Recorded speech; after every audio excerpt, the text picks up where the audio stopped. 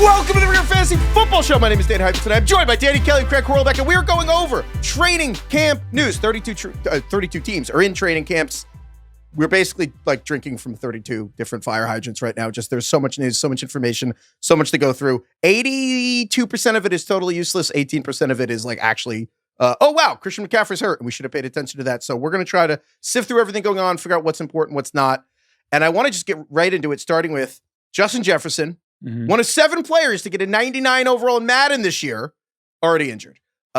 Jefferson, 8th player in our rankings overall, 3rd receiver in our rankings behind Jamar Chase and CeeDee Lamb at fantasyfootball.theringer.com. Our rankings there, got a little facelift. Craig, what is going on with Justin Jefferson? So it doesn't seem to be serious. Kevin O'Connell seems to say, reevaluating in a week, not nervous about it, not worried about week 1. You never like to hear these things. The soft tissue stuff in training camp is always scary, even if we overreact. It's hard not to because of the Christian McCaffrey's possibilities of the world. It is notable to say that he tore his hamstring 2 years ago and missed half the season, 2023, Justin Jefferson. This is the opposite hamstring, but he's had a history of these injuries.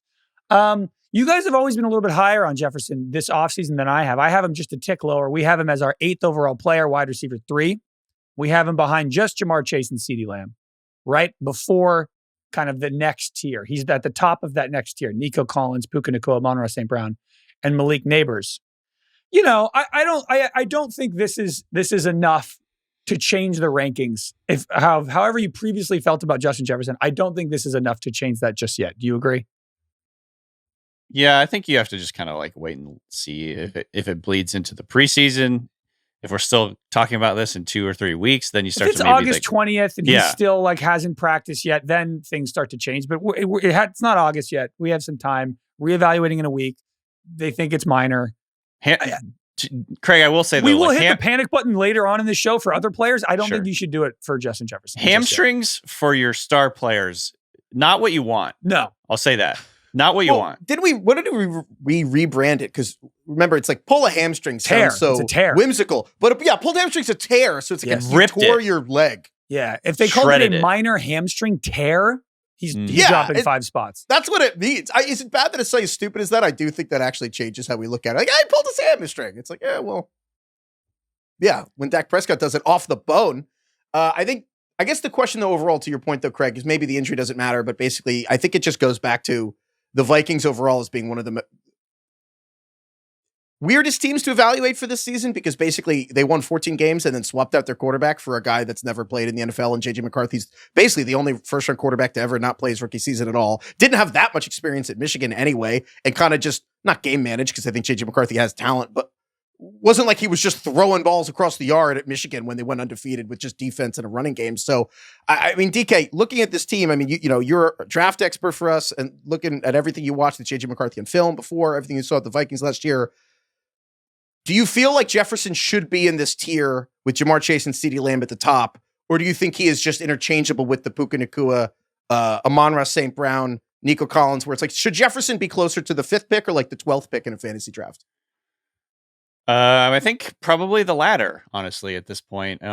The thing with Jefferson, though, is like he's always been such a prolific receiver, no matter who's throwing passes. The most prolific ever. He literally currently has the most yards per game in the history of the NFL. So I don't think you want to overreact too much. But I will say, and I think this was kind of the story with JJ McCarthy coming into the league, at least for me, this is a big projection because, like you said, Heifetz, he was playing in an offense where he wasn't asked to carry the team. He wasn't often asked to like have them come back from big deficits. It was a run heavy, play defense, and his job was to take care of the football. He did make some really impressive throws on tape, but I think the big knock on him, if you want to call it that, is like he didn't face a ton of adversity from that point of view, where he was like having to, put the entire offense on his shoulders and lead them back from big deficits. So, to me, he remains a projection. So I think you have to bake in a little bit of doubt that it's going to be a high volume passing game or a highly efficient passing game. We don't know that yet. I think you can always kind of assume that was going to happen with Kirk Cousins. Last year, Sam Darnold was far more efficient and far more prolific than anyone thought he would be. So I think I'm still like open to the idea that JJ McCarthy could have an awesome, and this isn't his rookie year, but first year starting. But yeah, I mean, I think all those things create some uncertainty, whereas you don't have that with CeeDee Lamb. You don't have that with Jamar Chase, even remotely. CeeDee Lamb and Chase have awesome connections with established high volume passers. We do not have that with JJ McCarthy at all. It's why I have him a little bit lower this year. I have him at 11th. I have him behind Jamar Chase and CeeDee Lamb, but I also have him behind Nico Collins and Amon-Ra St. Brown and Brian Thomas. Just because of what you like, I almost feel like what Sam Darnold did last year. Sam Darnold threw for 35 touchdowns. Sam Darnold? They won 15 games. He threw for 35 touchdowns, and Justin Jefferson was the wide receiver 3. That is kind of like best case, absolute pie in the sky. He would win Rookie of the Year if he would have. Like that is really elite territory for JJ McCarthy to be in. And so I'm like, I'm not exactly confident that's going to happen. Nobody was with Sam Darnold. I'll give you that. Mm-hmm. But it does feel like taking him 3rd overall, 4th overall, 5th overall in a draft is really betting on JJ McCarthy to be extremely competent this year. Well, I think part of that, but I think it's also just betting that Justin Jefferson is one of a handful of players that you're like, he will make the Hall of Fame. Like Justin Jefferson is actually a Hall of Fame player. He's probably going to go down as one of the 10 best receivers ever. He's in the prime of his career. That doesn't always matter. Well, no, but I'm saying, but that's really what I think what you're banking on, because frankly, we've seen rookies who maybe were poor on the field funnel the ball to their best player. I think that it's basically you're like, wait, isn't Justin Jefferson maybe the best single player at his position in the entire league? But I agree with what you're saying, where I almost think in a weird, like, I'm wrong about 1,000 things, but last year I was a big believer in Darnold, actually, from Minnesota. And I also was never going to be like, yeah, he'll win 14 games. That was not on my range of right. outcomes. But I almost think that Darnold succeeding last year has done a weird thing where people are almost now too confident that JJ McCarthy will succeed in Minnesota. Anybody could play for this guy now. Yeah, well, anybody Darnold did it, yeah. Yeah. And I don't know. There's a middle ground between the Minnesota Vikings are a very quarterback-friendly offense, and Kevin O'Connell's a great coach. And yeah, Josh Dobbs was able to enter the game and just like they figured it out in the middle of it, and Kevin O'Connell can do anything with anyone. And also, I don't know, McCarthy could still suck for 6 weeks and have a great career. Like McCarthy could suck this season and have a great career. Like it's not one or the other. He doesn't just have to step in. I think it's funny to think how reactionary we are. And so I agree that there is more volatility. Like if McCarthy just sucks in week 1, you go, yeah, that was his first start ever. And he's coming off a major knee injury. Yes, exactly. And so there's a lot, the Vikings did a lot. Kevin Stafford of ESPN wrote a story about how they tried, Kevin O'Connell had all these meetings with him to try to keep McCarthy engaged throughout the season. But overall, I'm with you, Craig, where I'm more excited I'm probably more excited to have other players, which is crazy because it's Justin Jefferson. But I think Puka Nakua's ceiling's higher. I think Nico Collins maybe even, but maybe that's crazy to say ceiling with Justin Jefferson. Honestly, every time we move Jefferson down, Vikings fans scream at us. I'm like, yeah, I get it. He's like the best player. But to button this all up, we have Jefferson 8th, and I think that we should not move him. And again, it's Monday, July 28th.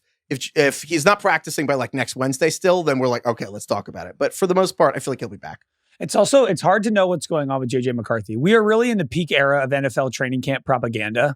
We got AI videos of Deebo Samuel. We got Twitter bots hyping players up. I feel like there are more fake stats and fake reports than ever before about what a quarterback or a player is doing. Well, on any real given stats day. are fake. When you see a report, I mean, we'll go through all this stuff. You also training camp interceptions are not a stat. Training camp completion percentage, those aren't stats. There's literal accounts on X right now, verified accounts. This is the problem with everyone can be verified now. There's all these verified accounts that are posting videos of JJ McCarthy from last preseason throwing a touchdown. Well, it's because ESPN screwed it up because they played the video of Brandon Cooks catching a touchdown last year, and then ESPN ran it as George Pickens this year. Right. So now everyone's going to try to do that and make fun of ESPN. Well, and if you just know how to package a tweet correctly, you a Vikings Twitter bot be account a problem. Can just say JJ McCarthy went 10 for 10 and 7 for 7 drills, and Justin Jefferson had 2 touchdowns. This league isn't ready, and then it gets 5,000 retweets, and you believe it. It's mostly object permanence. This is my joke where it's I hate videos of running backs doing the ladder drill. Because if you've seen anyone good enough to be high, I don't care if you're a practice squad guy. If you're athletic enough to be on an NFL roster for any amount of time, it's really impressive to watch that dude do a ladder drill. Because you're like, damn. And you know what I mean? And so then the video goes up and people are like, oh, and it's oh my God, we're watching athletes do athletic things. Anyway, we don't have to talk about all the online. The point is, internet's stupid. Speaking though of things that are hard to figure out, really weird story.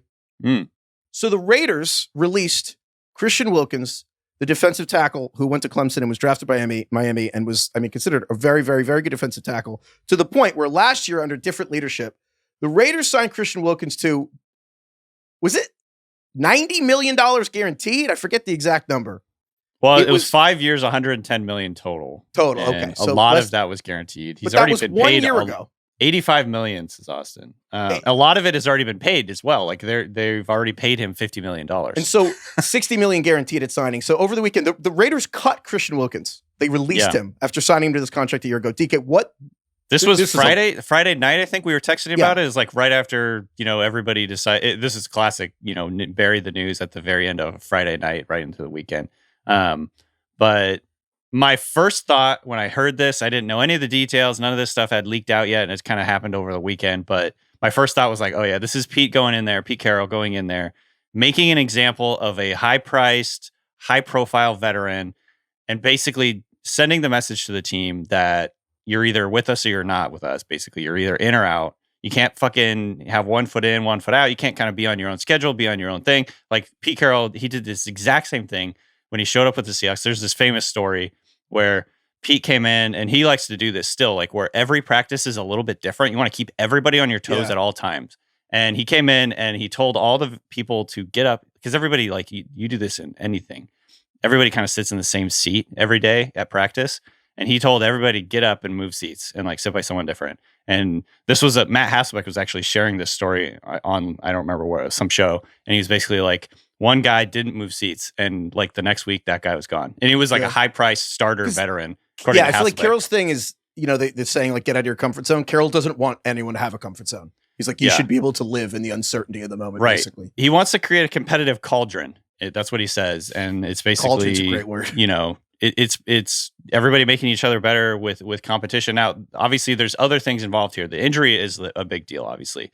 But what's kind of come out with the reporting from Rap Sheet and Schefter is that the team essentially either told or asked him to get a second surgery because the first surgery on his Jones fracture was a foot injury, had not gone well. It wasn't healing correctly. He wasn't on track to get back on the field. So they instructed him and or asked him. I don't know exactly. They don't have the power to do that, but they asked him, told him to get another surgery. And so he could be ready for training camp. And he did not do that.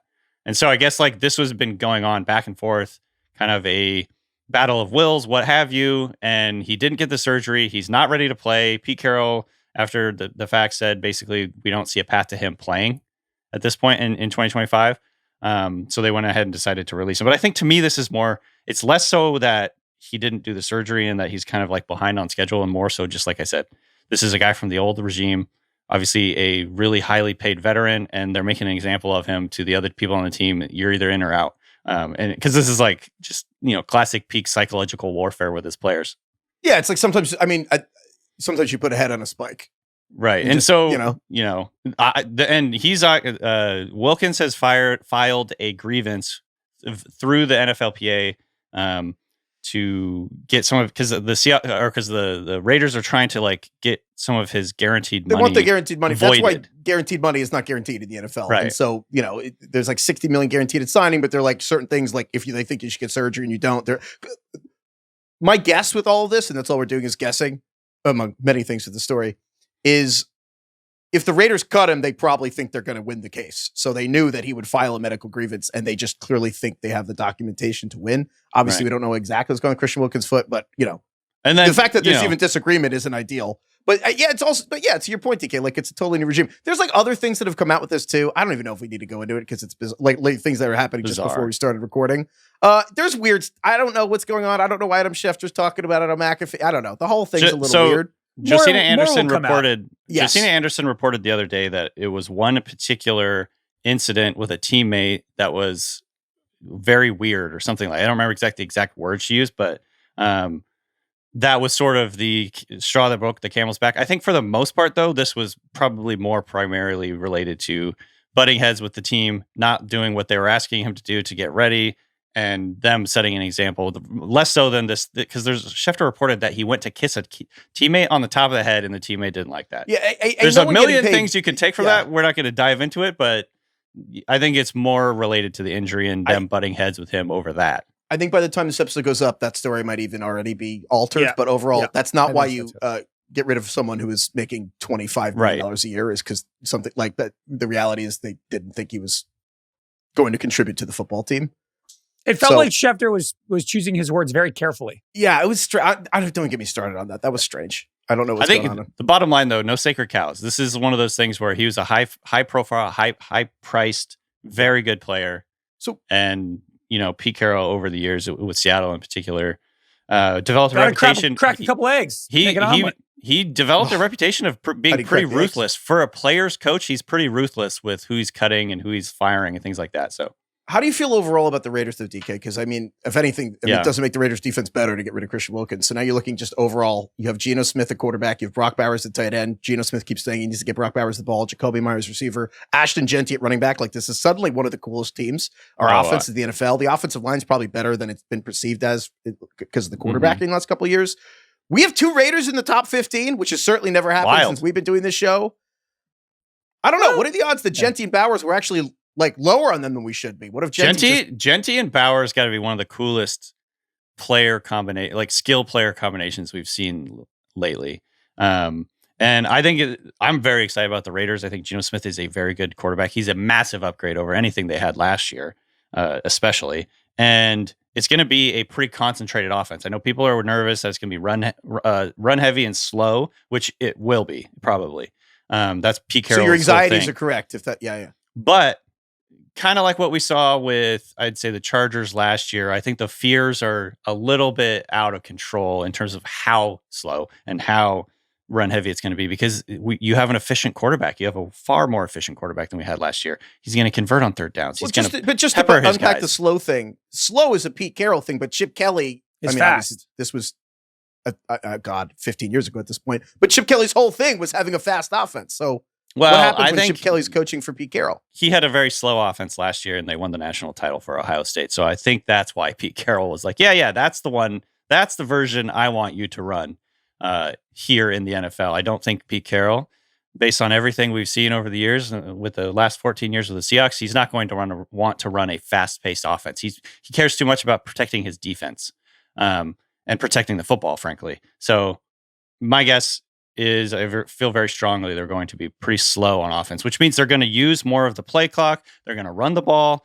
They're going to grind out possessions, hopefully trying to win all that possession game and everything like that. So our time of possession game, I should say. And so I still do think that because the ball is going to be concentrated so much with Genty, Bowers, and Myers, like all 3 of those guys are going to be good values in fantasy, though, at the bottom line. Is it oversimplified to think that Genty and Brock Bowers are both going to be great?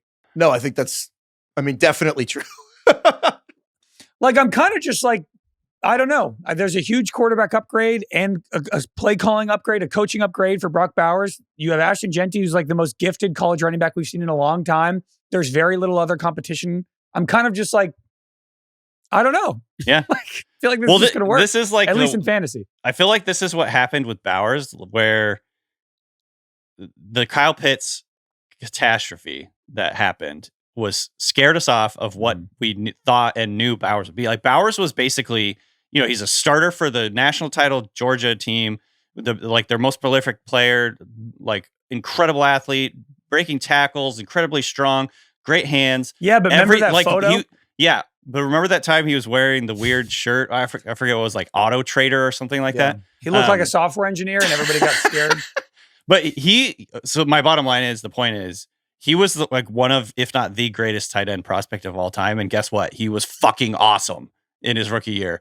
Ashton Genty, one of the greatest, not the greatest, but definitely up there in terms of maybe tier 2 of all time running back prospects. Guess what? He's probably going to be fucking awesome in the NFL. How is he not tier 1? I don't know, because he played for Boise State. Probably like literally the only reason. Just because the guys he was playing against, what if all those clips of Ashton Genty bouncing off guys are because those guys they're like are selling insurance for State Farm this year. Yeah, like those. The difference is Brock Bowers did it at Georgia, and every week that he was outrunning players and just being unbelievable Mountain West slander against defensive NFL caliber players. Yeah, Bowers. Just say it. I keep looking at Brock Bowers 15th overall, and I'm like, I wonder if you should just take that every time. But yeah, love Bowers and Genty. Okay, other news here. I almost said sticky in the Bay Area because Niners and Raiders are linked in my mind, but the Niners have more weird news. Craig, the Niners can never be normal. Why, there's just be normal once. Why can't you be normal? So coming off the most injured season the Niners have had in a long time, they're very injured again, especially on offense, man. So Jawan Jennings, who wants a new contract, injured his calf. He has a strain, a repeat of what he had earlier this year in the spring. He is going to be reevaluated, and calf injuries in San Francisco, I treat those differently. Is it actually a calf injury? I treat those a little differently. Or is it bilateral Achilles tendonitis? Right. So we're going to heavily monitor that. Brandon Ayuk, their other star wide receiver, who was coming off a torn ACL and MCL in week 7 last year. Craig, is Brandon Ayuk close to having a concrete timeline to return? They have no concepts of a plan. Not anywhere close. John Lynch said, not anywhere close. We're not even close. Timeline. We're not even thinking about a timeline. Not anywhere close to a timeline. I feel like not only are they nervous about Brandon Ayuk's knee, I feel like they're just also annoyed all the time with Brandon Ayuk. So it's kind of a double whammy there. And then some silver lining, Ricky Pearsall was activated off the PUP. He was back at practice. He did all the individual drills, but barely played in 11-on-11. He had like 8 reps. But he's back. Their rookie, Jacob Cowing, pulled his hamstring as well. He's out. Dude, who is practicing at receiver for the Niners? Like, who's Demarcus Robinson? Dude, is on that team. Not Equinemi. Yeah, Equinemius St. Brown, Amon-Ra's brother. Like, he's playing with Purdy, which means he's Isaiah Hodgins. Isaiah Hodgins. He's actually, I think, kind of overqualified for that job. But I mean, that you're basically saying that Niners, 4 of their top 5 pass catchers are just not even like rotating in right now. Like, Pearsall had 8 reps in his first. Who's their other? Who's their rookie wide receiver? They took in like the 4th. Jordan Watkins. Ricky Pearsall. Jordan Watkins. Oh yeah, Jordan Watkins. He's kind of getting a little bit of hype right now. I think this is. I mean, he's on the field. Right, he's on the field. People are like, "Who's this guy?" He's healthy. I will say so. I think I want to focus on Jennings and Pearsall because Ayuk, it looks like, will not. He's probably going to miss the first 4 games of the season at the minimum. It already feels like a lost season for him to me. And when he comes back, it's like, how healthy is he going to be? Yeah. So Juwan Jennings has his calf injury. Pearsall's back. In our rankings, we have Juwan Jennings as 77th overall. We have Ricky Pearsall 91st overall. So about 15 spots apart. I do feel like, honestly, I'm ready to swap those. I literally was thinking it. I was thinking it. Like the calf thing, I don't want anything to do with. If we had to draft soft tissue injuries, I am the most afraid of. Calf is fucking number Craig, one. Sorry to interrupt. You know the rule that we have where if we don't know what the fuck to do with a player, we just rank them back to back. Guess which players I have ranked back to back in mine? Oh, I would put Jennings Pearsall ahead. Pearsall. But that was when they were healthy. I think. Yeah. Here's the thing about Craig's point. Again, who knows with the calf injury and like 2 maybe the calf Niners, injuries in the last 3 months. That's the problem. The setback is the problem. This this time of year. Sounds like bilateral Achilles tendonitis. DK, don't you put that on him, DK. I don't like when players have. He would setbacks. play this week if they had a game. Oh my god. Maybe the Niners are over. That's the most annoying thing to say. Yeah, he'd probably would play if there was a game this week. Great. My overall take though with all this is that I think the two Christian McCaffrey and George Kittle are going to catch an actually unbelievable amount of passes, and we should probably look. I mean, we've Kittle 38th. I'm kind of all in on Kittle this year, and I kind of just think Kittle, I kind of think Kittle might be the guy, man, because him and McCaffrey are going to be the top 2 receivers realistically. And I agree with. I think Ricky Pearsall's good. Purdy trusts Kittle with his life, which I want to take that and draft off of that because who's he going to trust with these other guys? Also, some of these Niners should be drafted highly. Like, if the Niners are going to be good, if you think Purdy's going to have another good season, they have the easiest schedule in the league. Yeah. Like, if Purdy's going to throw 35 touchdowns, you got to start drafting some of these guys. And Ricky Pearsall probably, if he stays healthy, will creep up draft boards because at the end of last season, Ricky Pearsall was shot in the offseason and took a while to get going, understandably. By the end of the season, he was pretty good. The last month of the year, he was really good versus man. A lot of the underlying metrics, all the smart people I trust in the world, the Matt Harmons of the world, say that Ricky Pearsall is a good player. And so if he's the guy on the field and Ayuk's out and who the hell knows what's going on with Juwan Jennings, I think Pearsall could be one of the best picks in drafts. And he's got that tattoo of the aces, the humble, because he doesn't really know how poker works with all the cards. The humble on him and the dice. Do you guys remember that he had one of the fastest 3-code drills of any player in combine history? 6.64 seconds. Pearsall is this good. Kid's quick as shit. Pearsall is good. And sneaky little shit, just like Purdy. I will say this about the Niners. Craig just alluded to it, but want to just re-stress that one of the easiest things you can do is just identify which teams are going to be a lot better this year than last year. And the Niners have Aaron Schatz went on NFL Daily last week and talked about it, but the Niners have these overlapping reasons of just basically they were way better Then their schedule suggests they lost a ton of close games. They had the most injuries of any team in the league. And then now they're, in addition to all that, getting players back, getting like the biggest switch in schedule, going from a hard schedule to an easy schedule. Like everything's coming around for them. I will say, though, this many injuries piling up in the skill spots. Everything's coming around. I will just say this. I do think Kittle and McCaffrey are the guys in Parasol, or McCaffrey, Kittle, Parasol are the guys I want to bet on. But I will say, if the Niners have all these advantages and don't make the playoffs, I think John Lynch and Kyle Shanahan, I think Lynch is going to be out or something. Didn't because they just get they're going to be pissed at each other. Re-upped?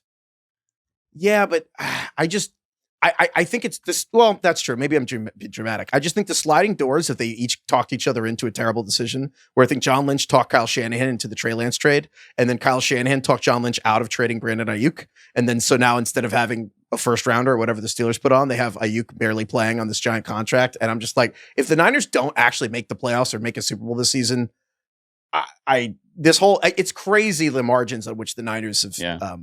Operated. They signed him in the beginning of 2023. So it's been 2 seasons.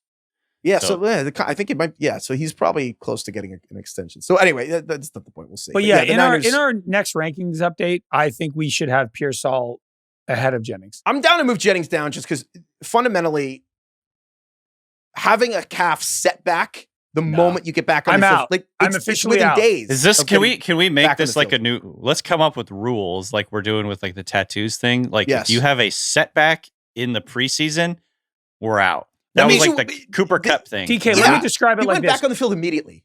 Juwan Jennings has torn his calf for the second time in the last 3 months. How does that feel? Right. He's ripped his calf to shreds. Well, there are tears in his calf. His muscles are in tatters right now. Speaking of people being in tatters, the other one I want to mention. So this is a good exercise in like how training camp news works.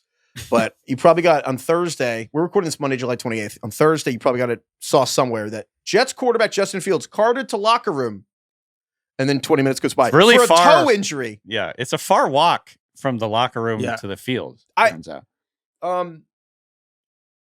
NFL players endure a ton of. I mean, just the amount of pain. Hard to imagine. It is hard to even wrap yourself around like how much physical issues these guys. I feel like I get it.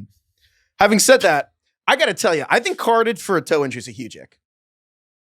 What? Oh, you're going that way. I thought. Yeah, I think it's. No, I'm not saying he should. He should. Like two things are true. The when it's like, ow, my toe hurts. I know. That's a baseball ass injury. That's wrong. It's like of I me. stubbed my toe. Ow. I'd be so lying if I said that wasn't my reaction. Like I'm picturing Justin Fields torn ACL out for the year, and it's like dislocated toe, and I'm like, oh my God. You're like, come on, walk it off, through pal. this for that. But my fingers hurt. My fingers hurt. Okay, Justin, his toe was dislocated. I know. Well, have you ever done that? But it is a reminder that for training camp, don't get freaked out by the words carted off, because carted off during a game obviously means something horrible's happened. Carted off during training camp is just like, well, it's far to it's our camp. We can. I would be carting my quarterback to and from practice every day. Yeah, healthy or not. Exactly. Hey, by the way, Austin sent this over too. It's sent this over. He was carted back in the front seat, which is very different than being on the back of the car, riding around in pain. Passenger. He's a fucking passenger. He drove the cart, basically. Yeah, he's like scoot over. It's like an Uber.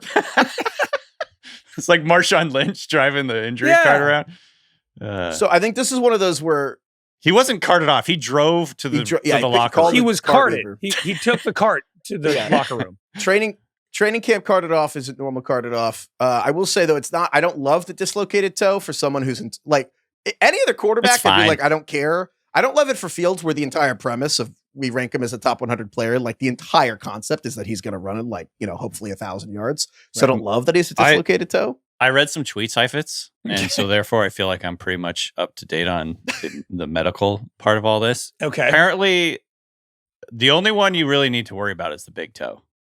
Which other toes, who cares? It doesn't fucking matter, is the point. But is it the big toe? It was the non-big toe, which is the report I heard. So what did he need the card for? It's one of the little pinky toes. Also, DK being like, wait, you know that drill? DK being like, I've read the post. There's a drill tweet when he's like, oh, you've read a few academic papers on the subject? Well, I've read 1,000 posts. Hold on. Let me quickly Google which toe is most important for balance. Well, big toe, not even close. But the least the big toe is the most important for pushing off. Right. That's Big why if toe you have is like a half your toes. big toe injury, But I feel like the fourth toe, the fourth out of 5 toes is the ring finger of toes. Like, you don't need that thing, do you? I mean, no, you could lose that to frostbite and be fine. I would love a power ranking of the toes. I think big toe is first. Which toe? Can we get a scientist on to power rank toes? I think it's 1, 2. Which toe is best to lose? 1, 2. The pinky toe is considered 5, the least 3, 4. important toe. 1, 2, 5, 3, 4. Yeah, I like that. Look at your like right that. foot. Yeah. So big toe being 5 1. is not important. I just said the pinky toe No, I is think generally the pinky toe is doesn't matter? sneaky important. I'm I looking feel like at I use my AI. pinky toe more than the fourth toe. Pinky is sneaky important, I think. Okay, this is according to popular science. The pinky toe, fifth toe, is generally considered the least important toe and the one with the least impact on gait and balance, according to medical professionals. Losing a pinky toe is less likely to cause significant functional limitations compared to losing the big toe or other toes. Hold on, I just pulled up The a big Reddit toe. thread. We're not even talking about the big toe here. I just pulled up a Reddit thread from 13 years ago. Hold on. This guy had 2 toes blown off. How? By a gun? By a mine. So What I'm seeing is mime blew his toes off. what I'm seeing is it's big to small. That's the order. But we That matters. So apparently the order's 1, 2, 3, 4, 5. when we Nature walk, ranked it. we start outside and then come in. So the pinky toe is the first toe touching the ground as you walk. It's So like the side of your foot is, though. It is important. Okay, email us at All right, Craig's ringerfantasyfootball@gmail.com just flagrantly going against the science, but that's fine. Email I need to find an ringerfantasyfootball. older Reddit thread. Hold on. Craig's gonna find You some want to? Well, obscure. there's a podiatrist listening to this research. who can answer this for us. Yeah. Yeah. I like Heifetz's rankings. 1, 2, 1, 2, 5, 3, 4. I agree Yeah. with that. I mean, that's definitely right. But Maybe email 1, us 2, 3, 5, 4. It's not right. 1, 2, 3, 5. Yeah, I was between mine. Might be and 1, that. 2, 3, 5, 1, 2, 3, 5, 4. I It's think 1, 2, that's 3, right. 4, 5. Anyway, I think Justin Fields will be fine. Yeah. Your so pinky we'll- toe barely fucking exists. It's just light. It just hangs You there. hate the pinky toe. Yo, when I was at vacation, You hate the we were at the beach for a week, and my pinky brother. toe's like not even like straight. Yeah. Hold on, I'll tell the story. I gotta text him and tell him. There's a lot of like all the athletes' pinky toes. Like LeBron's pinky toe is like above his other toe. I don't want it's to. like I don't want to basketball players, see. soccer players' feet. Oh, I don't want to see like athletes that have been in the game for a really long time. Like I don't want to see your feet. but I we're don't talking wanna about, see we're anyone's talking about feet, players' really, fingers, Calvin Johnson's fingers, linemen. Like someone sent us Torrey Brian Holt's Holdinger's fingers, are yeah. horrific. Yeah. Ugh. DK, any back news? I'd kind of just go to you, but Matt Stafford has a back issue, and My back's doing great lately. So, yeah, Matt Stafford, not the guy that you want to see in conjunction with back soreness or a back injury because he's 37 years old. He gets absolutely annihilated at least once a game. It feels like he's one of the toughest players of all time, probably, but back injuries have been kind of like lingering with him since 2018. When he broke played his back in He 2018. played through broken bones in his back in 2018, and then he missed 7 games in 2022 with a spinal cord contusion. If you have any doubt over the toughness of football players, he bruised his spinal cord. So should we be out on a guy that has a back issue with that, or should we actually be like, well, if he played with a bruised spinal cord, then why would I care what his injuries are? Like he'll be fine. I think it's more the latter for me. I'm not too worried about it yet. McVay has a history of being pretty honest and upfront, I think, about injuries. And McVay he was downplaying it. Yeah.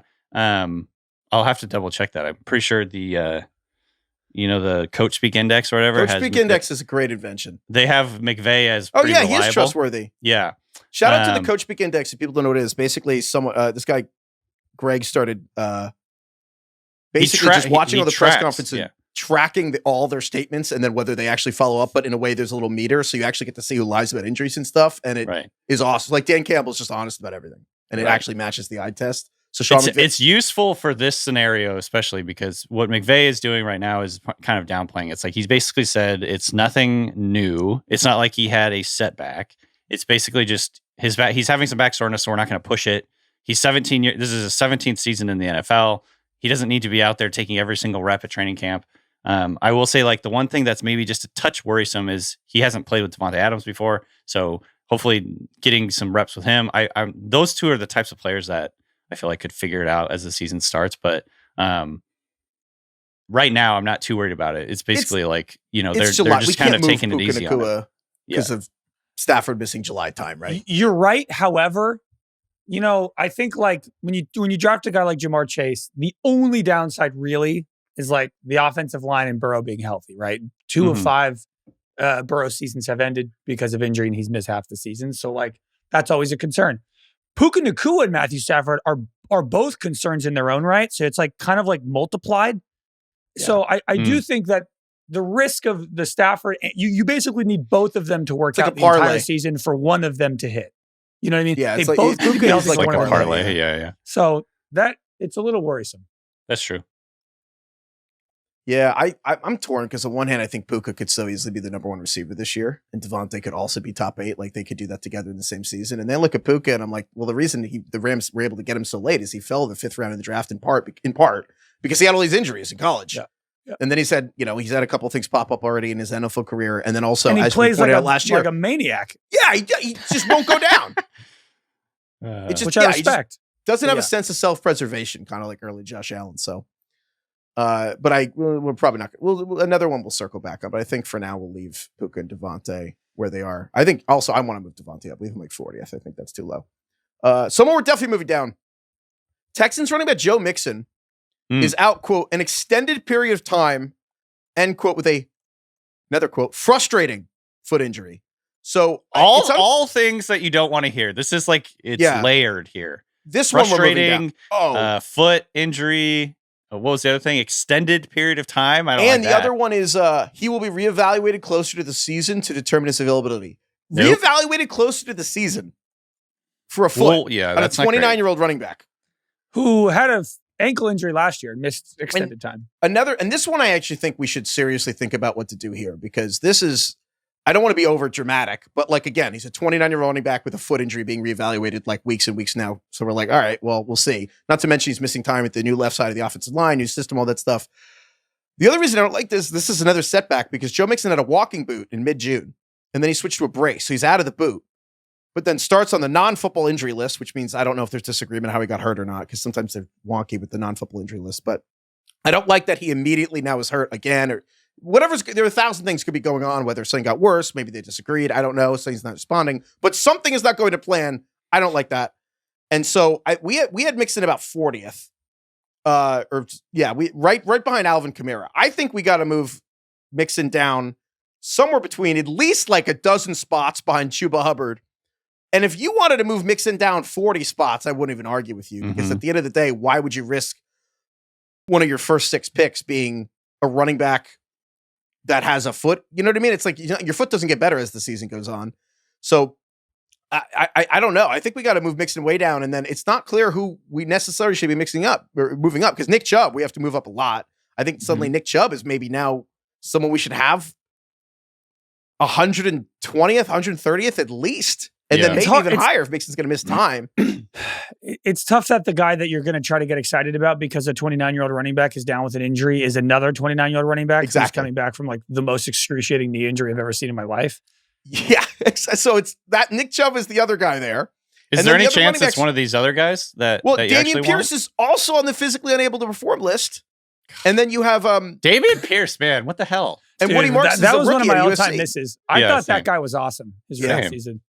So Woody Marks is a rookie at USC. So you have Nick Chubb is the healthy guy. Yeah.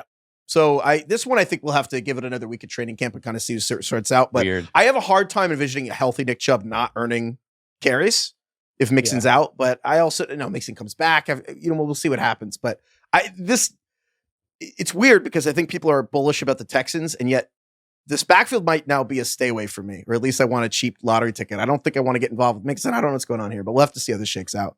But we got to move Mixon way down. Yeah, we do. I agree. I think like a good 15, 20 spots.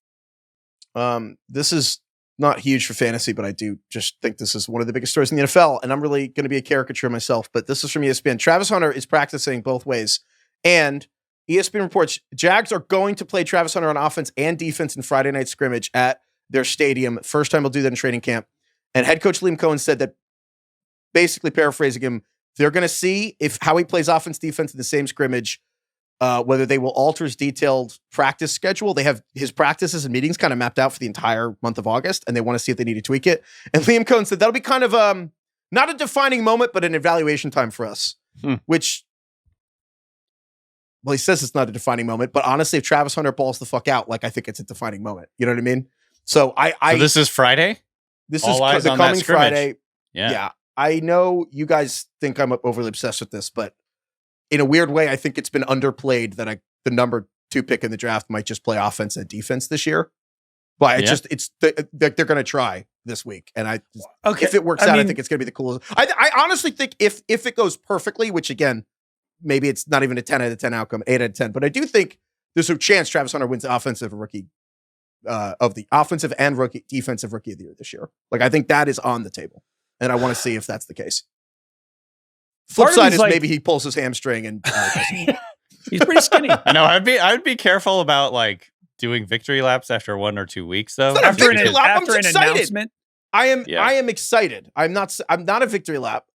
I'm excited. But for fantasy, it's weird because like Liam Cohen's also saying, some weeks he might have to play more defense than others. Like when the Jags play the Bengals, I have a feeling that Travis Hunter will be needed on defense that week. It's going to be, he's going to be such a unique, I mean, he is a unique player, but it's such a unique fantasy experience just because it's going to be like, oh God, what do we get this week? Yeah, right. If they're playing the Bengals, are you maybe not starting him because he's going to play more defense than offense? Predicting how much he'll play is going to be a huge pain in the ass. And that's the weird thing. So we have Travis Hunter ranked 67th, and I think you could argue that you want him 55th, 50th, or whatever. Really, I think you're going to use him as a receiver, and I think he's going to be just as good or better than Ted McMillan. I think you can make this whole very easy case that Travis Hunter's going to be great.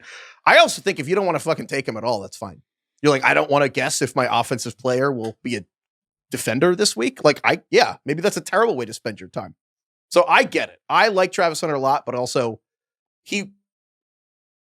not to be hyperbolic, but he's literally going to be a totally unique player. There's never, it's 60 years since we've tried this. I just think he's a cooler real life player than a fantasy player. I mean, it'll be remarkable to watch him on a week to week basis, but like his risk of getting injured is literally doubled because he's playing twice the snaps as everybody else. And yet it's tackling. He's like 190 pounds too. And yet it's not like his fantasy points have the possibility of doubling as well. Like he's just a receiver like anybody else. He's just playing twice as much. Yeah. I think that's ultimately the correct analysis. He's way cooler in real life, and if he also is actually fantasy capable, that's awesome, but you might not want to be the guy holding the bag for it. Also, I'm kind of like, he better be playing both ways. I mean, fuck, you traded up from 5 to 2 and gave away a first-round pick for him. You better be. I know. That's the whole point. I know. They paid for 2 people. All right. I want to get to some other stuff, but first, let's take a quick break.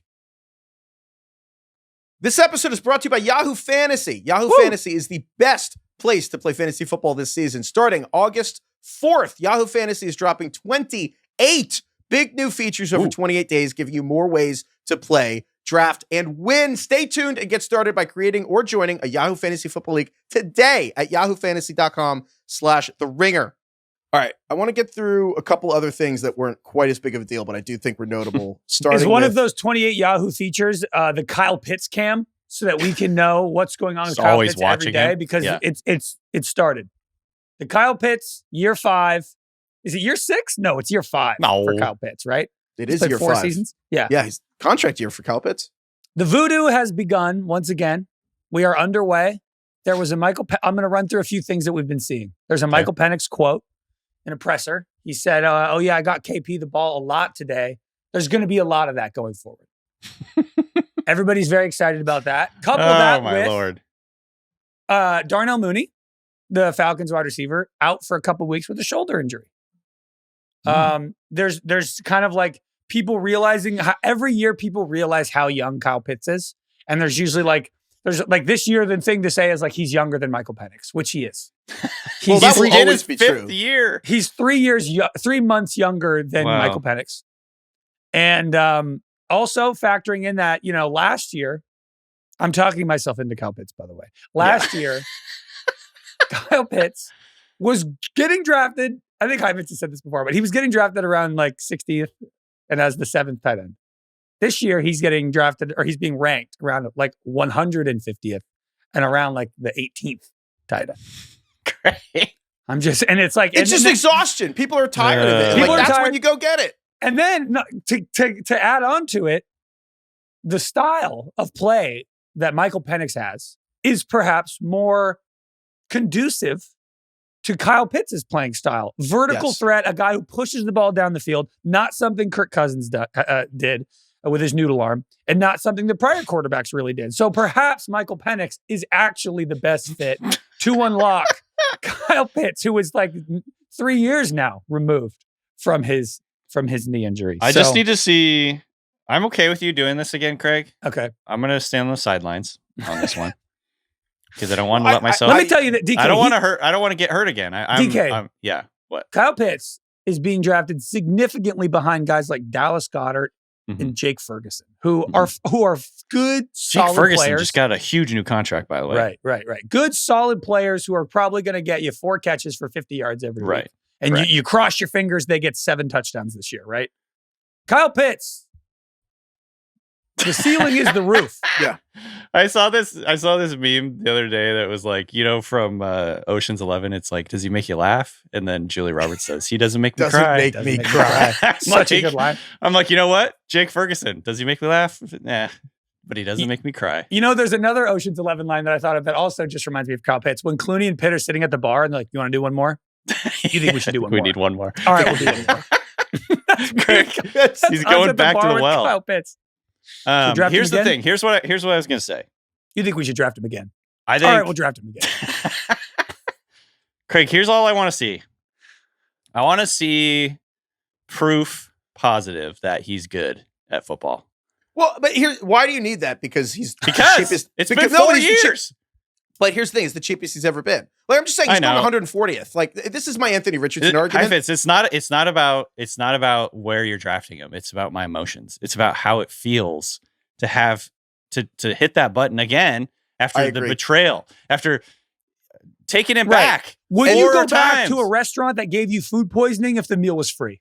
That honestly, that's a great point, Craig. That's exactly what we're talking about. I don't want the answer fool is? Me once, No. Shame on you. Fool me twice.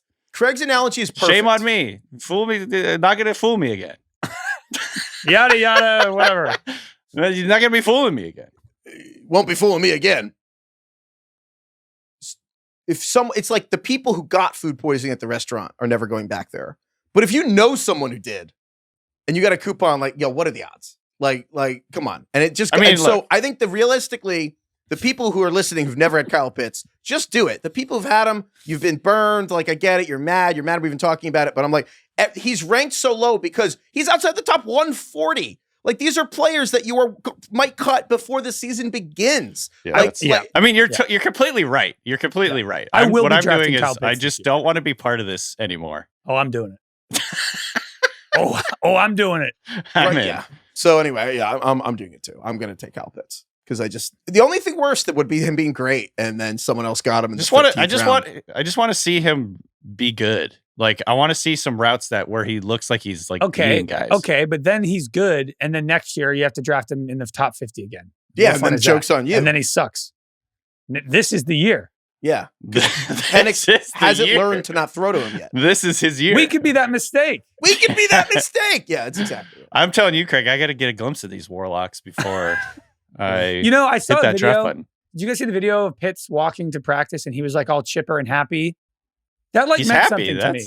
That is actually good. He was like he did some like little spin thing in front of the reporters, or he was like joking around, and I was like, wow. It's like the Bryce Young thing. He's got his mojo back. Yeah. Also, it's a contract year for Pitts. That's the thing. He's going to get paid. Like if you think players don't think about that, talk about it, get their quarterbacks to like Pitts is. In Heifetz's words, he may not like football, but everyone likes money. Everyone likes money, and so other stuff. The Browns. I hate the Browns, but I don't hate them. I just feel bad for them. But Browns, they have a lot of weird stuff going on. The quarterback competition is weird. So Shedeur Sanders is not getting first team reps, but then Kenny Pickett pulled his hamstring. So then he's out for a little bit. And so it's Joe Flacco and Dylan Gabriel, the rookie out of Oregon, who was drafted, by the front office. And then ownership basically decided to take Shedeur Sanders. So I feel like it's going to be Joe Flacco versus Dylan Gabriel. We'll see what happens. But the hamstring pull is bad time for Kenny Pickett because the Browns have a joint practice for the Eagles. I forget what date, but you kind of need your quarterback by then. I feel like it's going to be Flacco. But then if it's not, I feel like if Flacco loses the job at any point in the middle of the season, I wonder if it's going to be Dylan Gabriel. We'll see. Dylan Gabriel's on the shorter side. He's like 5'11". So, I'm curious to see if he can play from the NFL pocket. On the shorter side, he says. I was trying to be polite, but how tall is he? He's 5'11". 5'11". He's probably air quotes. What is he? What's his technical number here? Let me Google how tall is Dylan Gabriel actually. Yeah, good. According to the Combine website, which I don't think does the 1/8 of an inch thing, he is 5'11". Mm-hmm. Okay.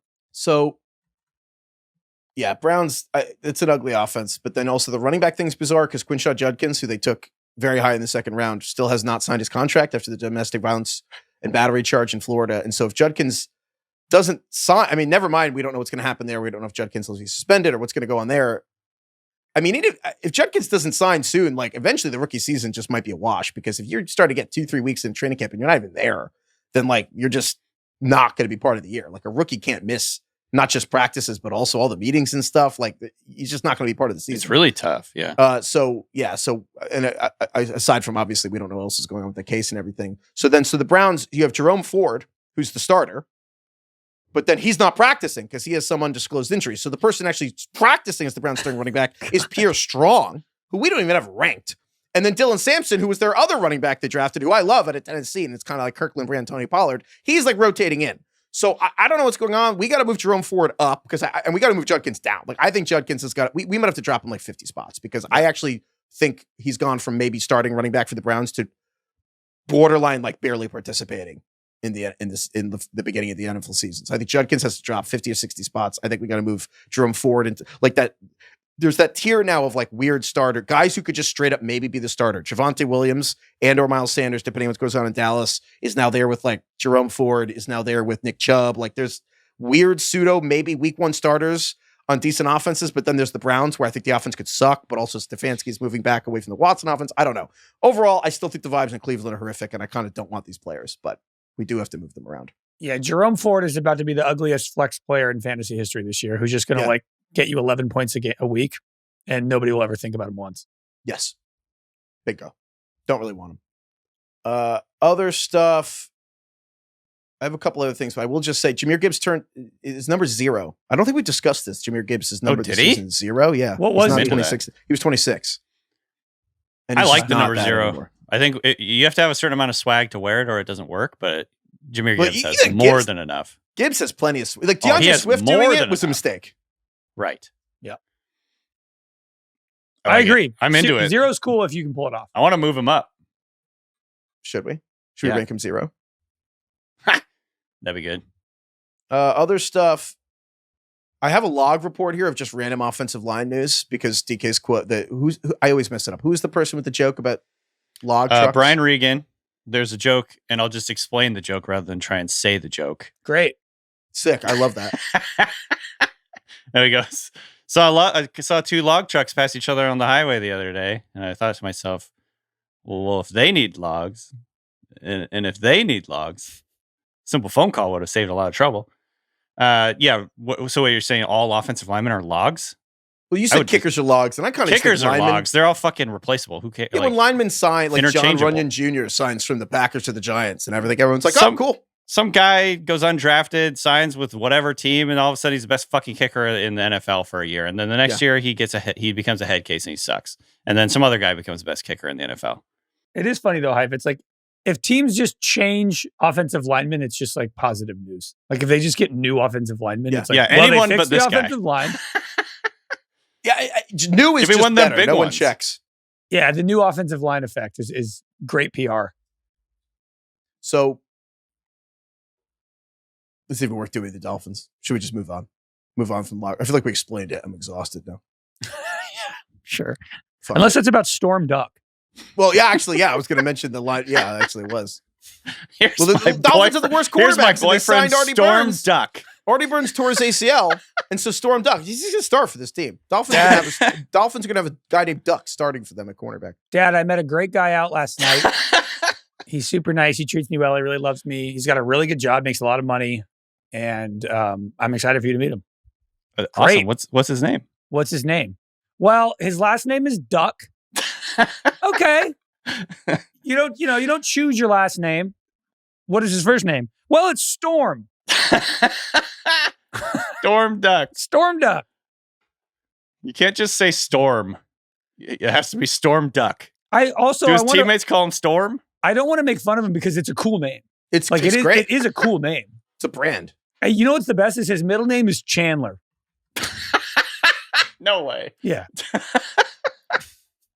So his parents were like, Storm Duck is fucking sick. And they're like, yeah, but hold on here. We need to go with something to kind of even things out, just in case Storm doesn't. Like, what if he's not in the NFL? Chandler. Great. Dude, the best thing is, Greg, well, that's good, but this is also good. His dad's name was Todd Duck. I don't know if I could think of a better name than Todd Duck. He was named after Storm Logan, a character on the soap opera The Bold and the Beautiful. Okay. Really? That was not what I would have guessed. Is it still a cool name, Craig? Storm Logan? It's less cool. Wow. Okay. I really hope Storm Duck has a great season. That would be too. great for us personally. I love SD. And coolest name in the NFL, By far. right? Storm Duck. It's up there. Storm Chandler Duck. Storm Chandler Duck. All right. Couple other dumb things that happened. Can we just note other dumb Can I just run through a list of dumb stuff and then we'll get to emails? Other dumb training camp stuff. Was there any training camp hype that you guys wanted to get out there? Just like training camp propaganda? Oh, good. I saw some pretty sick throws from Anthony Richardson. Not going to lie. Accuracy, baby. Wow.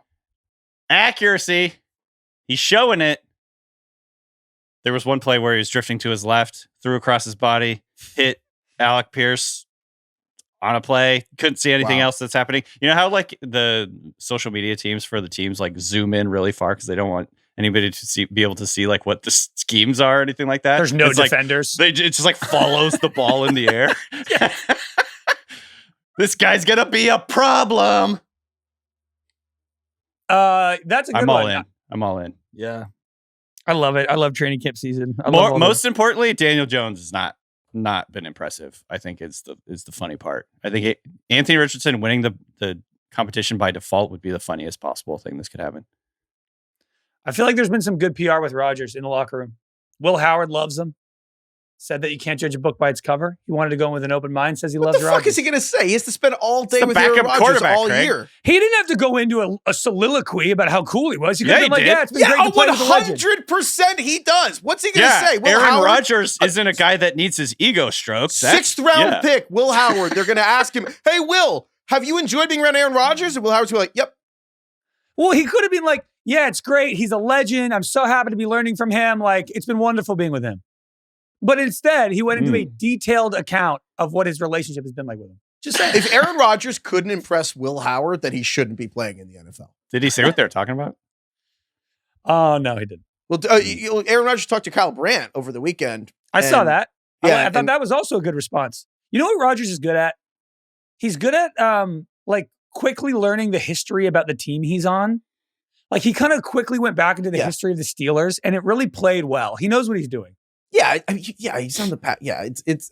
I would say that Rodgers, to put it generously, I guess the generous version would be maybe Aaron Rodgers has been misunderstood, and that we should, you know what, if he just plays well for like 2 or 3 games, we're going to be like, oh yeah, he was one of the best players in the NFL. The Jets suck, and now he's on another competent team. He'll be fine. Maybe he is actually an enigma. Yeah, and the cynical version kind of an enigma. Really, you know what? A lot of toxic men do a great job of coming off like everything everyone said about them was wrong immediately, and they kind of you get love bombed, and then it's like, oh wait, this guy is taking over my entire life. He did. And I can't get out of this. Rodgers did have a quote. I think it was in the Kyle Brandt interview.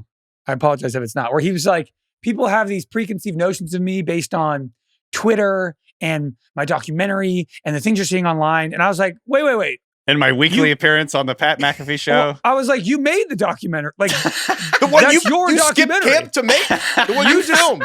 You decided every single thing that was in that documentary. This is your piece of propaganda. What are you talking about? People are judging me based off my 3-part documentary on Netflix. Well, you made it. Is that better or worse than he was like, people are canceling me as he was being paid hundreds of thousands of dollars to speak on ESPN every single week? He's like, they're trying to silence me. Yeah, people trying to silence me as I'm being paid to talk. Yeah. The more I think about the Steelers thing, I think I'd rather be out and then be good than be in and then be bad. For sure. That's Craig. my version of what DK is saying with Kyle Pitts. I cannot do the Rodgers thing again and be wrong. Like I'm going to just like, you know what? If the Steelers are good, that's an interesting thing. That's the right way to think about it. Can I ask a real football question about your number 2 receiver? How are we feeling about Roman Wilson? Seeing some Roman Wilson hype out there. The number 2 receiver. It's one of those things where I feel like sometimes in the NFL, it's like if the rookie season doesn't work out, the player just disappears. Right. He ceases to exist. You know what I mean? And Roman Wilson, I think he like literally played 5 snaps in 2024. Because he got injured before the season started, and he basically was hurt for most of the season, came back, and then got hurt again. But this guy's a 3rd-round pick. He was awesome in Michigan with J.J. McCarthy.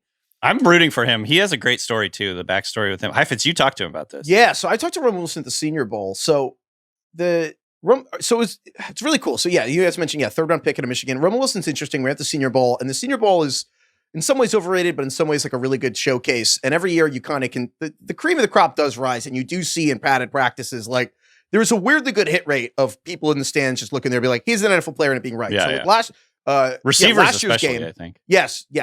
Receivers versus defensive backs and linemen, you can tell.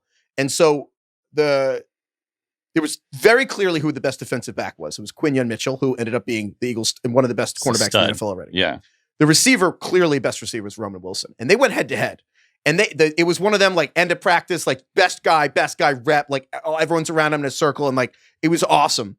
And they had, like, 3 reps. I think they split the first 2. I think Roman Wilson got a catch in the last one, but Roman Wilson was good enough to go against Quinyon Mitchell, and it was awesome. And I talked to him after, and I'm just going to rant now, but Roman Wilson had a really cool story.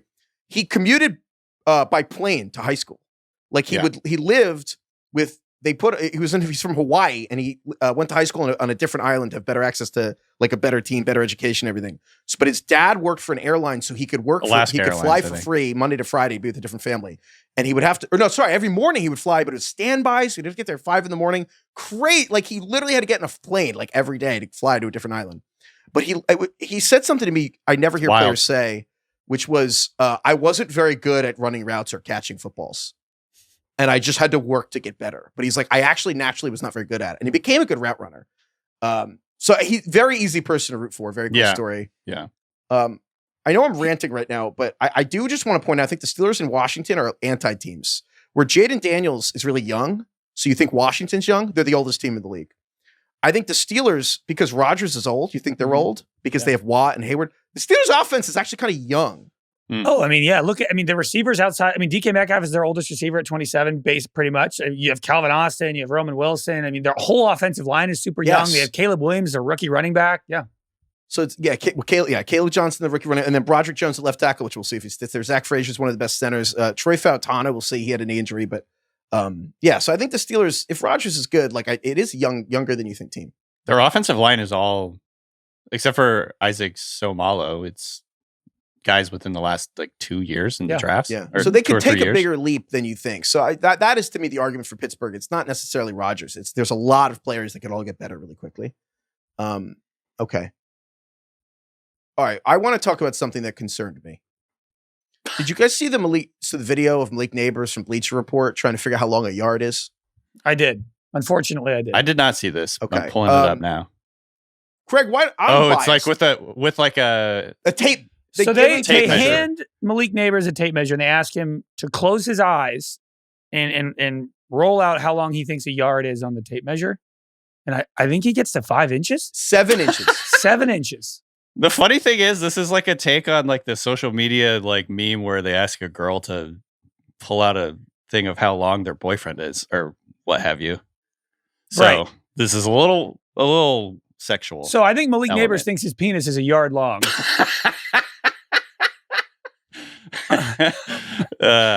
Which, hey, 5 inches. More power to you. Yeah, it was literally 7 inches. Actually, you know what was worse is he closed his eyes and he took a while to get to the 7 inches. He's like visualizing, really thinking about it. And then he goes and lays it down on the yard marker. Steps. It is shocking. It's shocking. Very concerning. An NFL. Also, Malik Neighbors was unbelievable last year, and to think that an NFL wide receiver could think a yard is 7 inches is genuinely like if we're podcasters and Craig was like, how long's an hour? And I was like, I don't know, 14 minutes? Maybe it's like an object permanence thing. And like when he's on the field, he understands the concept of a yard. And then when he gets off the field, he just loses it all. It's like Field of Dreams or something. The second he steps on the field. Do you think that this will break Malik Neighbors', like, could he have 2,300 yards this year? Because they're like, hey, like that's actually what you're supposed to be doing all the time. Funny. Now he knows how long a yard is. Yeah, I couldn't. But then they took it to the field. Funny. He's like, oh yeah, wait, that's way wrong. Which, like, yeah. So, I don't get it at all, but yeah. I will say that I watched this video with Jackie, and Jackie pointed out, she was like, she's like, I did always think that football yards were fake. Like a football field being 100 yards, you're like, oh, okay, cool. And then when you walk onto a field, 10 yards, like on the television, looks like really far sideways. But then if you're on a field, 10 yards is like nothing. No, it's totally true. It looks so not like if you're playing golf and you're 100 yards out, you're not like, yeah, I'm a football field out. Like Patrick Mahomes throwing a football 50 yards is like inconceivable. No. And then if you have a 50-yard chip, you're like, oh, this is really not far at all. Like it's strange. People still, I still have conversations where it's like people don't realize that golf is so much further than football. When you say like you drove the ball 300 yards and then you go, oh, that's like 3 football fields. And they go, no, it's not. It's 300 feet. I'm like, oh, wait. I guess I did just drive it 3 football fields. Yeah, you hit a gap wedge a football field. That sounds wrong. That sounds incorrect. Yes. And like even when I'm in a football stadium, I'm walking around SoFi Stadium. I'm not like, oh yeah, I could hit a pitching doesn't that make it that much more impressive that it's so hard to get 10 yards? It's like so hard to get a first down for some teams. Yeah, just lets you know how difficult football is. You're saying, right? It should. Or I could just pull out my gap wedge. Yeah. Or, just neighbors, just a yard, Some guys, measure differently. Maybe he was confused. I don't know. Football players confused about what is a yard? It's such a straightforward question. I don't know, but I kind of refuse to accept that that's what he thought. Something must have been going on. My theory after watching it over and over is that what happened was I think he was like, oh, well, if I take a step, that's a yard. And he looked down at his feet. He did. And he was trying to figure out the gap between the bottom of his heel and the front of his toes, which is probably 7 inches. But like if you're stepping a yard, you're measuring all the way to, like that doesn't make any sense. Do you think was the question worded confusingly at all? No, they were like, close your eyes and tell us how long you think a yard is. And he did 7 inches and he looked at it and he was like, yeah. And they were like, 7 inches. He's like, I like the best part is how he goes and lays it down on the field and he's like, oh my God. Like he had to go do that. To see it. Oh my God. Anyway, email us if you have any thoughts on yards in football. Okay, other dumb stuff. Tough. Just dumb football stuff and other stuff. I just wanted to note Jared Verse, the Rams defensive end, got invited to Aaron Donald's house, and Aaron Donald does not greet him, says, come on in. And they start doing a cardio workout so hard that Jared Verse tried to lie and leave, and Aaron Donald wouldn't let him go. And Jared Verse said, my mom is at my house and I don't have my keys, so she's locked out. And Aaron Donald's like, oh, cool. I'll have my assistant go drop her off the keys. Just give me him. This is like when Puka Nacua was throwing up, working out with Cooper Kupp. Yes, in his first exactly like that. Jared Verse, defensive rookie of the year, is like, I actually lied. I couldn't. God, can you imagine working out with Aaron Donald? No one more intimidating. Other important thing, Air Bud, which we just talked about. Air Bud is returning in 2026. We willed that back into existence. The name has not been revealed, right? We don't know what the name of the 6th movie will be. Do you think we could name it? We have yet to judge how good of a pun it is. Do we know what sport? Well, no, they should but they should just reboot it because they start from the beginning. Yeah, like they remake good movies and they should remake back bad to the movies. Beginning. Yes, just do it just Air Bud the puppy. Oh. Craig, the picture, the poster for Air Bud Returns. It's called Air Bud Returns, by the way, maybe. Oh, okay. I don't know for sure if this is real or not, but it says it's him holding a basketball. Standing on a basketball. So. Great. That's exciting. Yeah. Nice. Is it going to be like an aged Air Bud coming back from a torn Achilles or something? That'd be cool. Kind of weathered. It's just going to be a lot of cameos from a professional basketball. It's going to be all the most famous dogs from all over. Ooh, I like that actually. It's just going to be a bunch of like Instagram dogs with Instagram accounts with like millions of followers in this movie. Yeah. That one with the tongue that's always out, that little chihuahua, he'll be in it. Mm. I think he died actually. Jesus, Craig. That is a weird thing when dogs with Instagram accounts like die. Wasn't his name Marnie or something? Well, there was the dog with the Bones Was that Day. the ugliest dog of all time or whatever? Yeah. Marnie Who's the the dog Shih that had Tzu. Bones Day? And it's like, it's a Bones Day, but yeah, then the dog passes away, and then it's like, oh, yeah, God. Bones Day. Yeah, Marnie died March 5th, 2020. Oh, man. So what do they do? Do they have a different dog? He never saw the pandemic though, so that's good. Oh, Yeah. yeah. So that's Nice. good. He was 19 though, man. He was born in 01, October 01, so he missed 9/11 and Damn, the he was pandemic. 19 years old? For a one-era dog. If you're going to pick 19 years right after 9/11, right, Right. before the Right in pandemic, is the between. perfect stretch. 01 to Should that be the cold open? God damn. he only knew peace, Marnie. He was a good luck dog. Look what happened when he died. The whole world went under. Anyway. All right, let's take a quick break. Okay, couple of things. I don't even know if we're going to keep this, but I wanted to shout out. Football is really weird because players retire, not when they want to retire, but because when they realize 2 years after they should realize that a team's not going to hire them again. No one's calling. So there's still no good way to recognize players' careers unless they're infinitely famous. But I wanted to shout out Jimmy Graham officially retired. Oh. And the other Cool. one is Tyrann Mathieu officially retired. Yeah. And Well, I he wanted, wasn't he expected to keep playing? yeah, he just decided Decided to to call hang it. it up. And I just want to shout out Tyrann Mathieu because I think even if you're a little younger than Craig and I, you probably don't know, but the best defensive player I've ever seen in college football for my age was Ndamukong Suh, like not even close. Hmm. But the coolest defensive player I've ever seen is Tyrann Mathieu. Fucking honey Also, badger. not close. Yeah. He was the cover of Sports Illustrated, like as a defender. And like the LSU defensive team's probably the second or third best college defense I ever saw. And it's impossible to describe how crazy it was to have Tyrann Mathieu, who was 5'9", 170, just the hardest hitting, most feared player in college football. It was absolutely preposterous. Yeah, he was awesome. One of the most famous defensive players for young people in a long time. It's like pretty hard to get famous on defense, especially in college, and he was very famous. And he overlapped with that Honey Badger video, which now is like a quaint era of an earlier internet. But yeah, he was just a Honey perfect badger player. video is so good. And also the whole This thing, like is the honey badger it was back when like by Randall. Narrated Honey by Badger don't give a Randall. shit. Has speaking of older players retiring, has Mercedes Lewis retired yet? No, I think he's the oldest player in the NFL. Well, I don't believe he's on a team, but yeah, I don't think he's retired. He's 41 years old. He played. He didn't play last year. Oh no, he did for the Bears.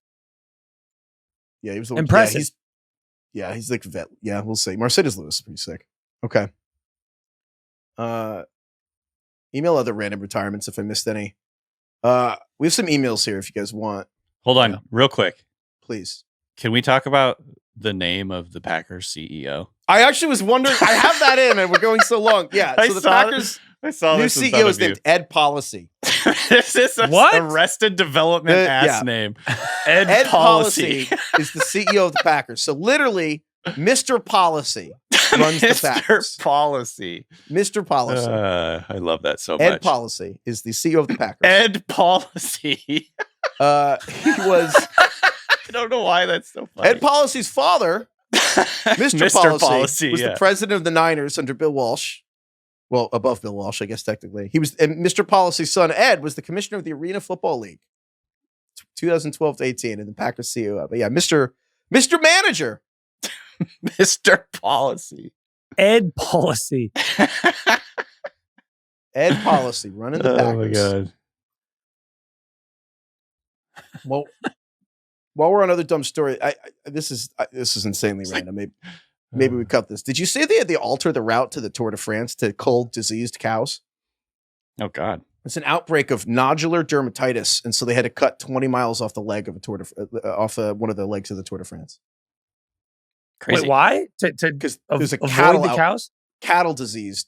Yeah, and I guess the area they're just too busy culling all their cows, and so they were like, we can't handle a bike race right now. We have too many cows to cull.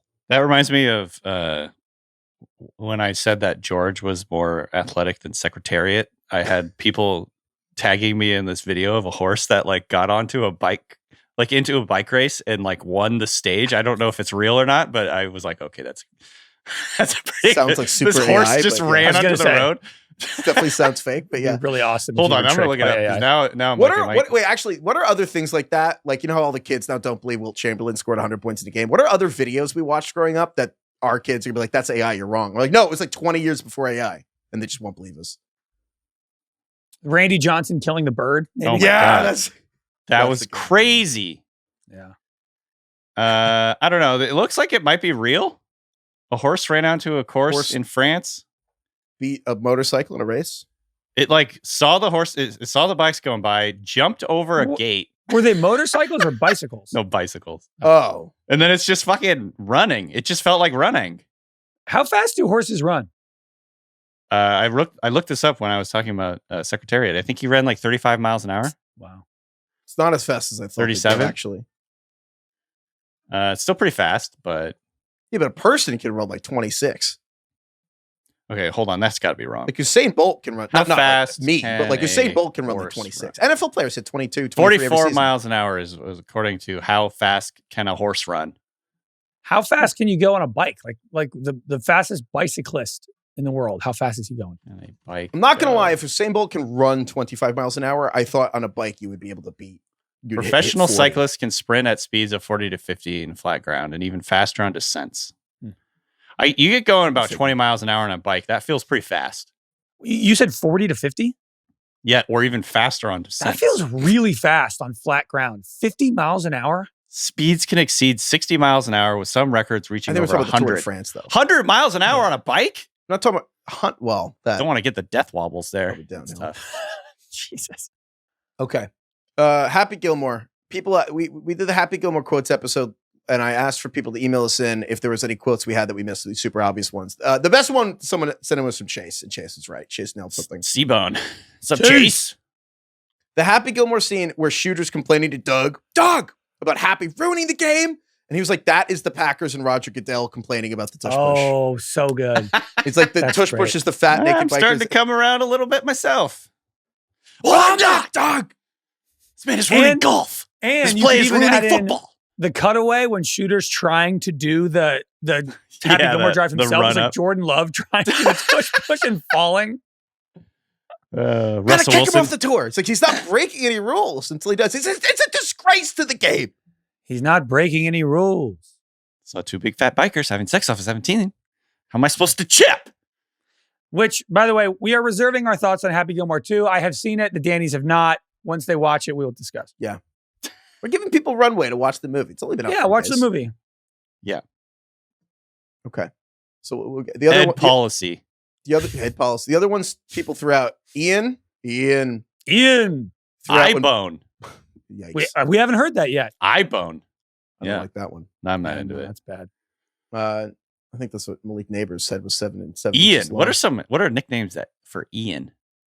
I don't think you need a nickname. Your name's Ian. Ian. What if your name is Ian? Like Ian Eagle? Ian. Yeah. What if this guy goes by Ian? Yeah, we don't know. That's true. How do we feel about Ian?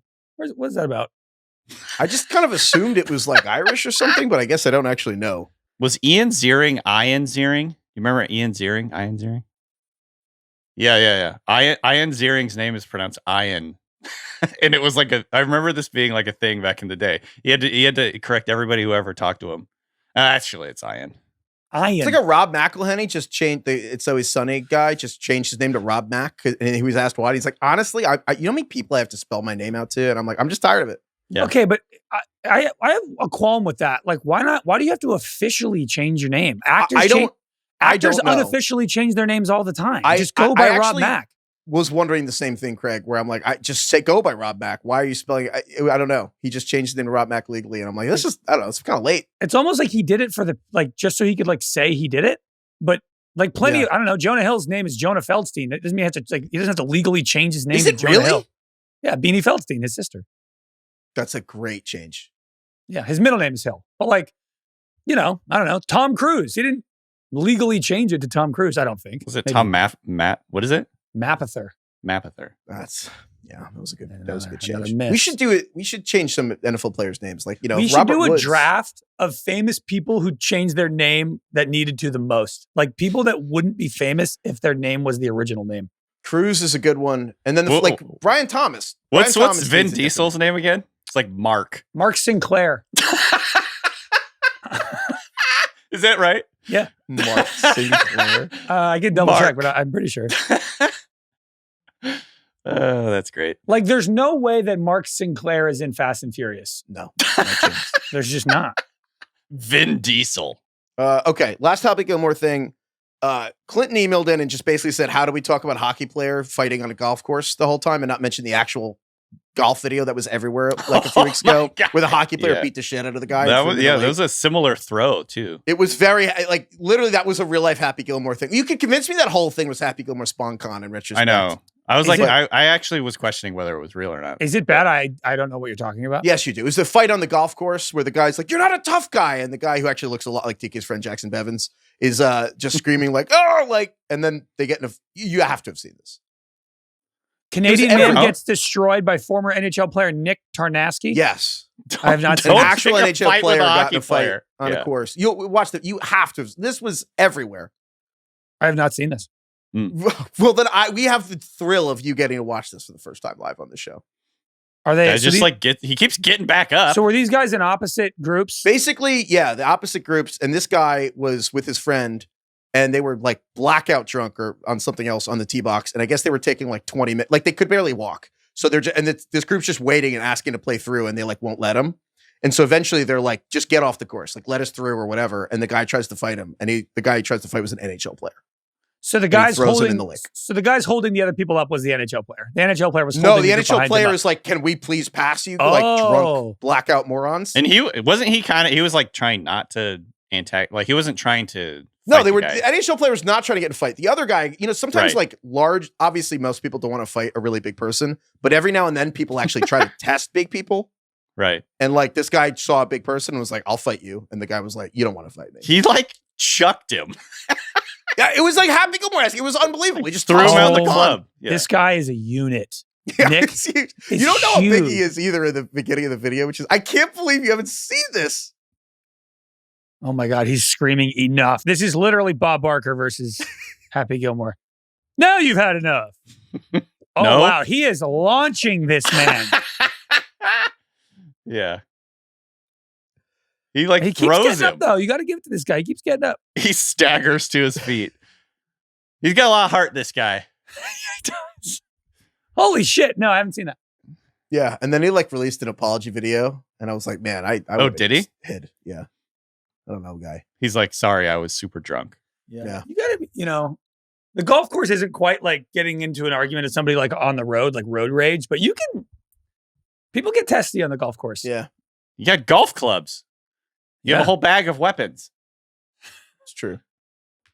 But yeah, so I don't know how we didn't bring that up during the Happy Gilmore episode. That's good. Last email here is Craig. Yeah. Have you how are you still enjoying Poppy? Your son, your beloved gut from soda. time to time, sure.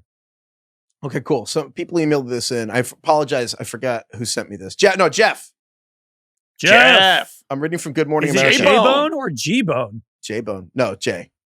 Some Poppy consumers, this is Good Morning America. Some Poppy consumers may be eligible to receive cash over gut healthy soda I saw settlement. this. And Poppy settled a class action Why? Because you got a lawsuit. mailer to your house? Yeah, This claiming isn't new. that. This is months old. Well, but it settled a week ago. Right.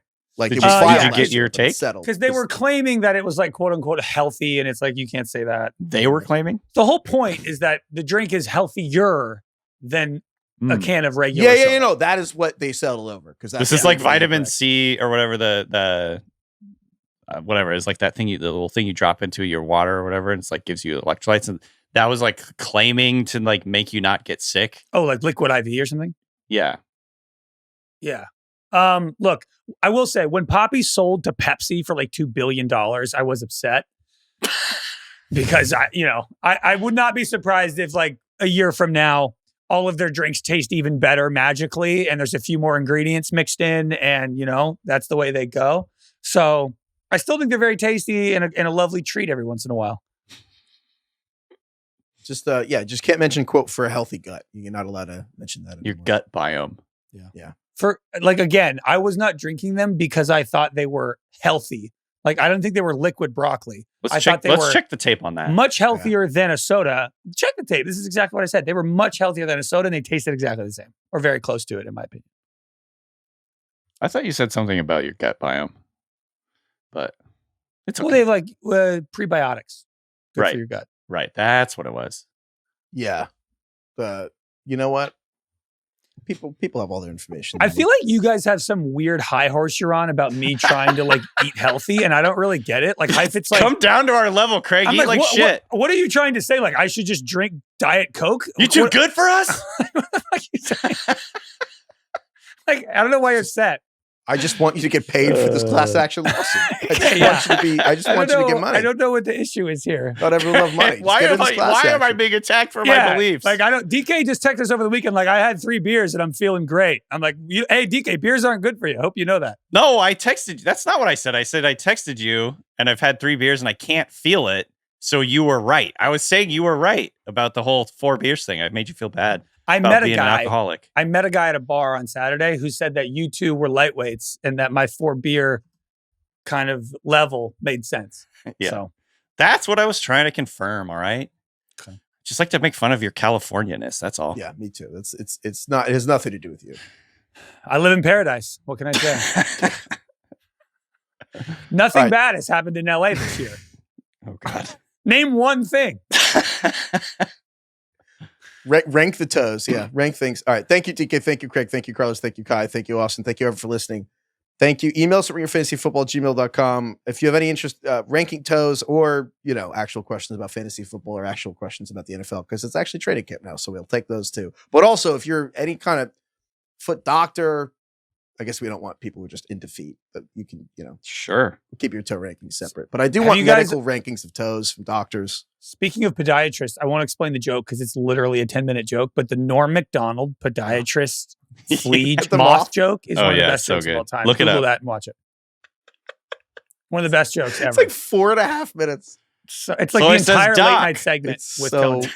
Oh my God. I actually just watched that the other day. It's so good. Is it with Same. it's with Conan, right? Oh, speaking of Conan, Conan's just like losing his shit. I said, Doc, So I every said, night Doc. I wake up in the agony. I look into my son's eyes and I see the same cowardice that resides in my own heart. My son, Grigaro. Grigorievich. Yeah. Oh man. Thank you, Lord. Lord, Thank you, Salt and Pepper. why? How come? You've been listening to them? No, not really. Okay. Just came to mind. Cool. It's fun. Any thoughts? None. Like what a man. Wait, is that Salt and Pepper? Yeah, what a What Yeah, a man, what a man, what a man, what a The other mighty song, man. Shoop, reminds me of Deadpool. Oh, is that in the movie? I think it's like in the trailer for the first or the second one, or it's in the movie. Makes Shoop, me wanna shoop. shoot. Salt and Pepper, they were huge when I was like in high school, I think. You guys, What a you Man guys is a don't have banger. the same memories of that, I don't think. I'm sorry. When was their what was their heyday? I'm trying to find out now. They feel very 90s to me. Also, great name.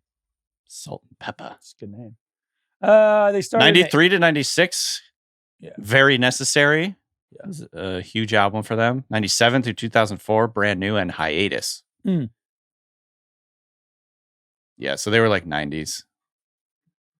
This That was this is like for me the how you feel reading the news now. It's like K Smog and Black Boy flipped a grunt.